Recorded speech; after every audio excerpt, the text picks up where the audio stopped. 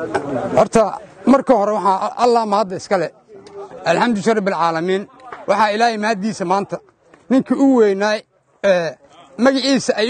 amiin u bixin munaafiqiintu ahayna calooshi u shaqaysta dadkiisa lagu gumaaday waa ka halkan yaala waxa soo hogaaminaya waa kuwa caada qaatayaasha oo dadkooda iyo dalkooda loo adeegsanayo waxa halkan ugu ambalay uga direynaa ciidamada macawiishayda ciidamada militariga iyo ciidamada dawladda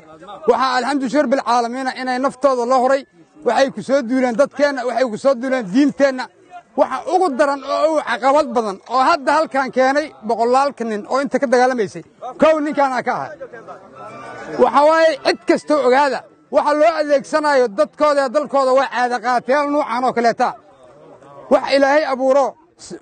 diin ay leeyihiin male lugahooda fiirsay u yaalaan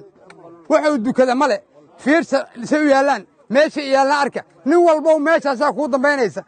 kuwa hadda wali marhabowsan ama riyada ku jiraan waxaan u sheegaynaa inay yimaadaan dadkoorna ku soo darsoomaan waxaan